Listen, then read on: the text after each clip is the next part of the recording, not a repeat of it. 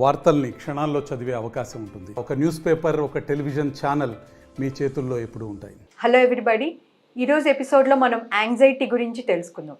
అసలు ఈ యాంగ్జైటీ అనేది ఎందుకు వస్తుంది, దానికి ఫ్లవర్ థెరపీలో ఎటువంటి ట్రీట్మెంట్ ఆప్షన్స్ ఉన్నాయని డాక్టర్ గారిని అడిగి తెలుసుకుందాం. నమస్తే డాక్టర్ గారు. నమస్తే అండి. సార్ చెప్పండి, చాలా మందిలో చాలా కామన్గా ఉండే ప్రాబ్లం యాంగ్జైటీ. అవును. అసలు దాన్ని ఫేస్ చేయని వాళ్ళంటూ లేరు. చాలా మంది ఫేస్ చేస్తూ ఉంటారు ఇవాళ రేపు యాంగ్జైటీతో. సో యాంగ్జైటీ అనేది అసలు ఎందుకు వస్తుంది అంటారు? యాంగ్జైటీ అనేది మనకి బేసిక్ లైఫ్ స్టైల్ ఇంబ్యాలెన్స్ అండి. ఇప్పుడు ఏంటంటే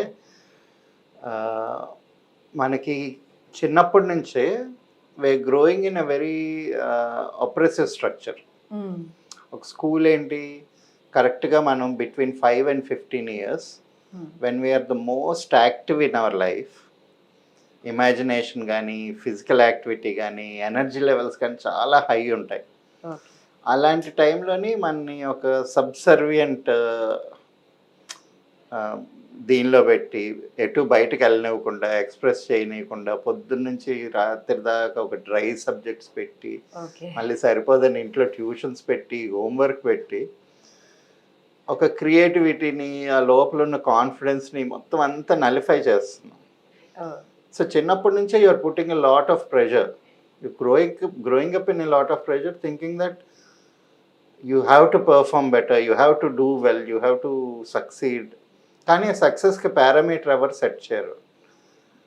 సో బేసికల్గా ఇంతకుముందు ఎలాగుండేది బిహేవియరు, నిన్నటికన్నా రేపు బెటర్గా ఉంటే చాలు, ఆరోగ్యం బాగుండాలి, టైంకి ఫుడ్ దొరకాలి, నా చుట్టుపక్కల పిల్లలు, ఫ్యామిలీ మెంబర్స్ అందరూ హ్యాపీగా ఉండాలనేది ప్రయారిటీ ఉండేది. ఇప్పుడు ఏమైపోయింది, మారిపోయింది. ఇప్పుడంతా కాంపిటేటివ్. ఎందుకంటే పక్కన వాళ్ళని చూసి, సో ఇప్పుడు నాకు ఆ బెంట్లీ కార్ ఉంటే తప్పితే నేను సక్సెస్ఫుల్ కాదు అనుకుంటున్నారు. లేదా నేను ఒక $1 million ఏదో ఇది ఎక్వైర్ చేస్తే తప్పితే నాకు నా బ్యాంక్ బ్యాలెన్స్లో ఎంత ఉంటేనో. సో అంతా సక్సెస్కి పారామీటర్స్ మారిపోయినాయి. No one is comparing their life to their own achievements. వాళ్ళ ఓన్ దీని మీద ఎవరు బేస్ అవ్వట్లేదు.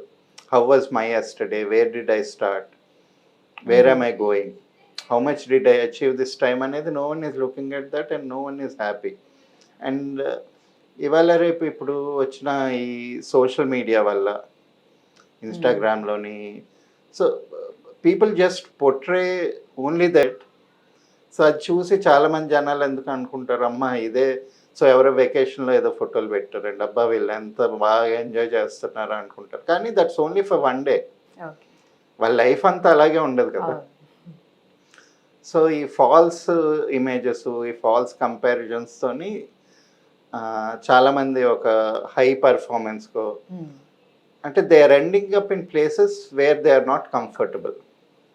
So that is the reason for anxiety.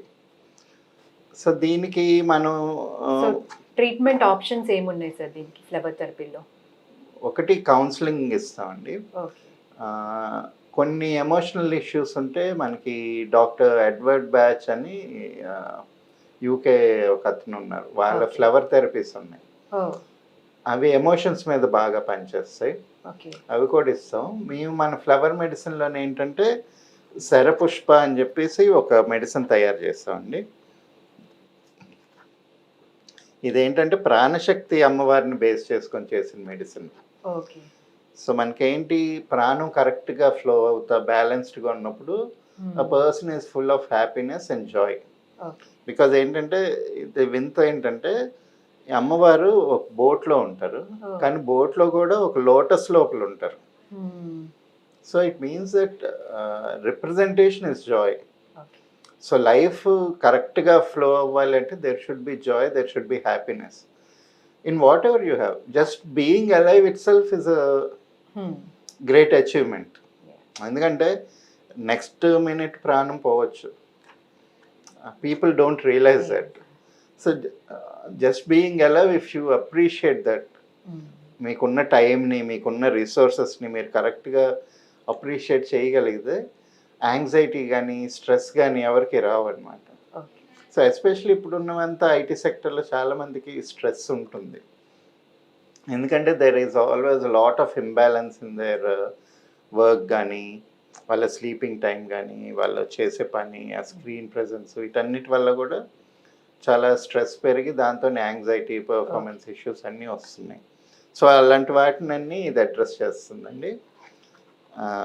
మనకి అన్ని మెడిసిన్స్ లాగే ఇది కూడా లిక్విడ్ ఫామ్లో ఉంటుంది.